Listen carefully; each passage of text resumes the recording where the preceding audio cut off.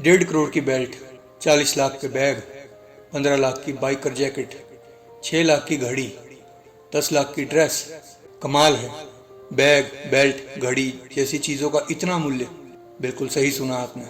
और एक बात, इतने महंगे सामानों के खरीदारों की भी कमी नहीं है, क्योंकि इन प्रोडक्ट्स को बनाने वाली कंपनी दुनिया की टॉप फैशनेबल ब्रांड बन चुकी है। इस ब्रांड के सामान का यूज़ करने के बाद गजब की फीलिंग आती है।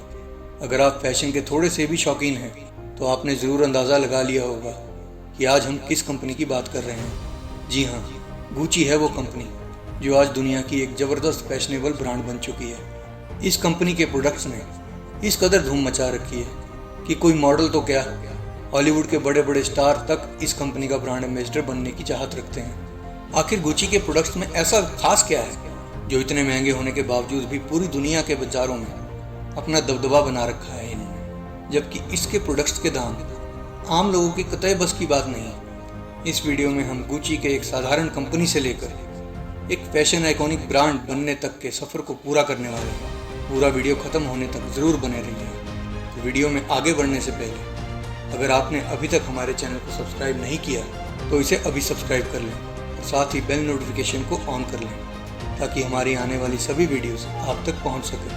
और अगर आपको ये वीडियो अच्छी लगे तो इसे लाइक करके अपने दोस्तों के साथ शेयर ज़रूर करें। चलिए शुरू करते हैं। डबल जी वाला लोगो, आकर्षक डिज़ाइन और फैशन के बाज़ार में अपना लोहा मनवाने वाला गुची के प्रोडक्ट्स तो महंगे हैं ही, और एक खास बात, इसने अपने प्रोडक्ट सेल्स की रणनीति धारा के बिल्कुल विपरीत चलने वाली बनाई है। इस कंपनी की मार्केट आम लोगों की नहीं बल्कि खास लोगों की है, यानी जो जितना भुगतान करने को तैयार है गुची उनसे उतना ले लेता है।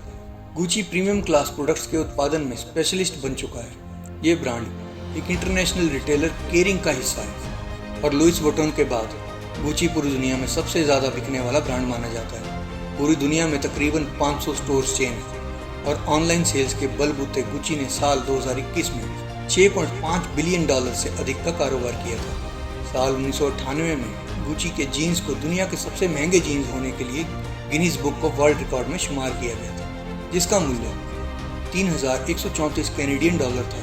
तभी तो बड़े शान से गुची ने अपना टैगलाइन बनाया है, गुणवत्ता लंबे वक्त तक याद रखी जाती है लेकिन दाम भुला दिया जाता है। Quality is remembered long after price is forgotten.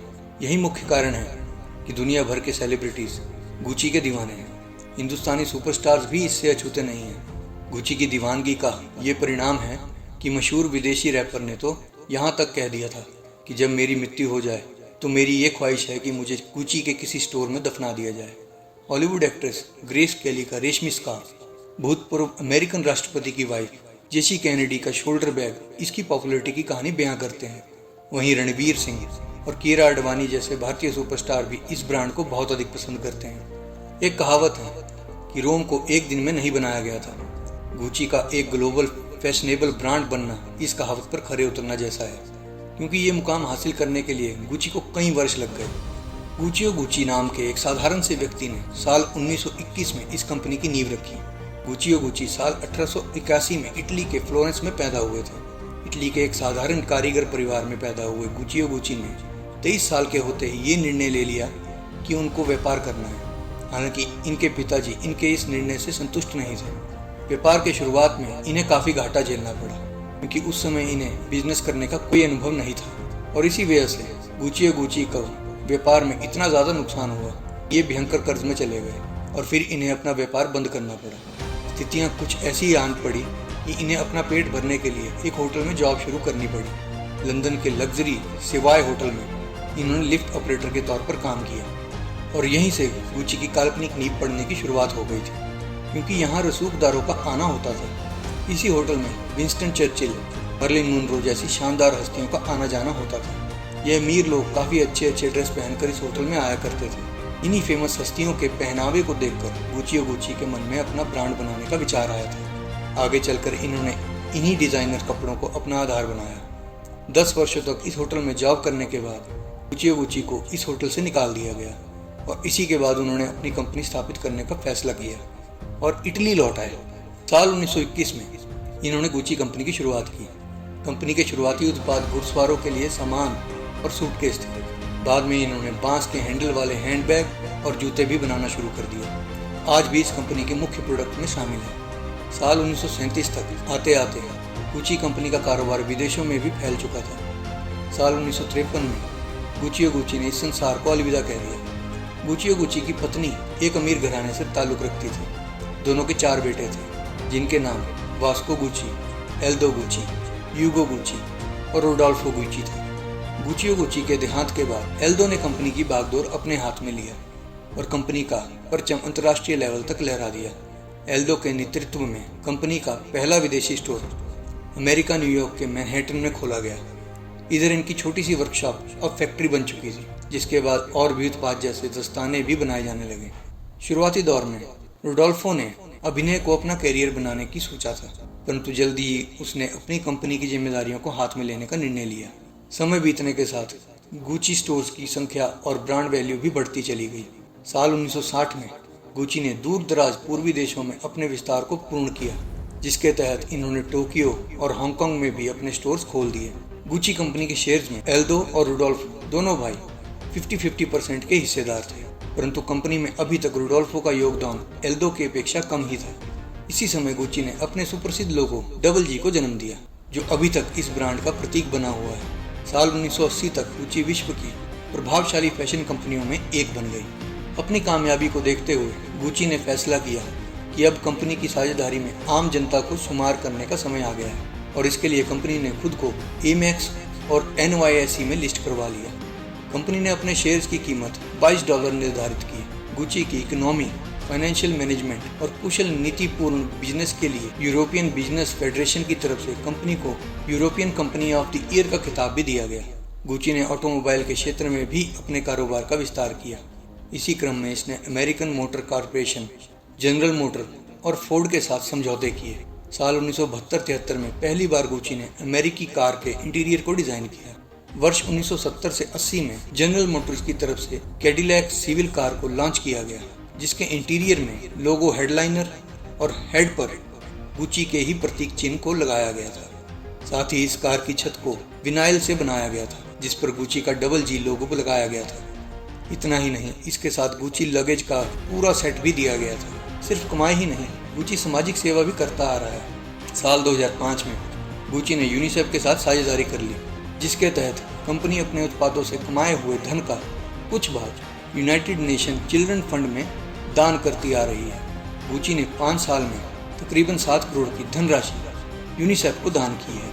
इस धनराशि से शिक्षा, स्वास्थ्य, सुरक्षा, अनाथों और HIV से पीड़ित बच्चों के लिए कई कार्यक्रम चलाए जाते हैं। गुची की सफलता की सबसे बड़ी कड़ी उसकी स्ट्रेटेजी है। बिजनेस के हर क्लास में ये बड़ी बारीकी से काम करती है, फिर चाहे टारगेट ग्राहक हो, सेल्स टीम या डिजाइनर टीम। सभी के कदम ताल एक होने से गुची कामयाब हो सकी। इसके लिए गुची ने सबसे पहले रणनीति बनाई कि सभी कस्टमर्स को टारगेट ना करें, बल्कि उन चुनिंदा ग्राहकों को टारगेट करेंगे जिनकी क्लास हाई हो, जिनका टेस्ट बेहतरीन हो, और सबसे बड़ी बात कि वो मजबूत आर्थिक बैकग्राउंड वाले हो। अपने डिस्ट्रीब्यूशन प्रोडक्ट लॉन्च शो में अपने ट्रेडमार्क के बलबूते काफ़ी महंगा होने के बाद भी गुची के प्रोडक्ट्स की मांग दिन दुगनी रात चौगुनी बढ़ती ही रही। इतना ही नहीं, गुची अपने मटेरियल की क्वालिटी पर विशेष ध्यान रखती है, जिसके कारण इसके प्रोडक्ट्स काफ़ी प्रभावशाली होते हैं। और तो और इनके प्रोडक्ट्स करंट फैशन ट्रेंड से न केवल मैच करते हैं, बल्कि फैशन ट्रेंड ही बन जाते हैं। अपने क्रिएटिव ब्रांड को ऊंचे वर्गों तक फेमस करने के लिए गुची ने एक अलग तरीका भी अपनाया है, क्योंकि आज पूरी दुनिया में चलन में है। गुची ने सेलिब्रिटीज़ को अपनी कंपनी का ब्रांड एम्बेसडर बनाना शुरू किया। ग्रेस केली का गुची का स्कार्फ पहनना इस स्ट्रेटेजी का ही एक भाग था। कामयाबी की ऊंची उड़ान के बाद गुची को अंधेरी गलियों में भी भटकना पड़ा था। चरम पर पहुंचने के बाद गुची को संकट का सामना भी करना पड़ा था, जिसके कई कारण थे, और उसमें से मुख्य कारण था फैमिली के अंदर डिस्टर्बेंस और बिजनेस संबंधी लिए गए चंद गलत निर्णय। इन सब की वजह से गुची एक दफ़ा दिवालियापन के कागार पर भी पहुंच गई थी। साल 1979 में गुची एसेसरीज कलेक्शन यानी GAC को स्थापित किया गया, जिसमें उत्पादों के दाम काफ़ी कम थे। ऐसे में GAC तो चली गई, लेकिन ये गुची के बर्बादी की एक वजह बन गई, क्योंकि चीज़ें सस्ती होने के कारण फैशनेबल ग्राहकों के बीच इसकी वैल्यू कम होने लगी। 1980 के दशक में गुची ने अपना आकर्षण पूरी तरह से खो दिया। अब ये सड़कों पर बिकने वाला एक वाहियात प्रोडक्ट बन चुका था। इधर मार्केट में इसकी जोरों से नकल भी हो रही थी, जिसके कारण इसकी वैल्यू को और भी चोट पहुंचने लगी थी। उधर पारिवारिक लड़ाइयों की समाप्ति होने के बजाय मामला खुलेआम मारपीट तक पहुंच चुका था। इन घटनाओं का परस्पर एक साथ घटित होना गुची के लिए खतरे की घंटी बन गया। 1990 के दशक के शुरू के सालों में कंपनी जिन हालातों से गुजरी वो इसके इतिहास का सबसे बड़ा दौर था। फिर गुची के तत्कालीन मालिक रुडोल्फो की मौत के बाद कंपनी को झटका तो लगा, लेकिन कंपनी को संभलने का मौका भी मिला, क्योंकि रुडोल्फो ने अपने हिस्से के 50% शेयर अपने बेटे मोरिजियो गुची के नाम कर दिए थे। जिसके बाद मोरिजियो गुची ने बोर्ड ऑफ डायरेक्टर्स को अपने काबू में करने के लिए रणनीति बनाई। इसके तहत उसने अपने चचेरे भाई के साथ गठबंधन कर डाला और नीदरलैंड्स में लाइसेंसिंग विभाग को स्थापित किया। अब तक फैमिली के बाकी सदस्यों ने गुची को छोड़ दिया। मोरिजियो गुची ने कंपनी को ऊंची उड़ान देने के लिए बाहरी प्रतिभाओं की मदद ली। इसी के तहत साल 1994 में टॉम फोर्ड को गुची का नया क्रिएटिव डायरेक्टर बना दिया गया, जिसके बाद एक बार फिर से गुची अपने रास्ते पर लौटने लगी। तो आपने देखा कैसे शुरुआती दौर में आम जनता की साझेदारी से गुची ने अपने आप को स्थापित किया और बड़ी बड़ी कठिनाइयों का सामना करने के बाद आज ये बन गई दुनिया का सबसे अधिक फैशनेबल आइकॉनिक कंपनी। कैसी लगी आपको गुची की सफलता की ये कहानी? हमें कमेंट में ज़रूर बताएं। अगर आपको गुची की कहानी पसंद आई तो उसे अपने दोस्तों और रिश्तेदारों के बीच अभी शेयर करें। धन्यवाद एंड गॉड ब्लेस।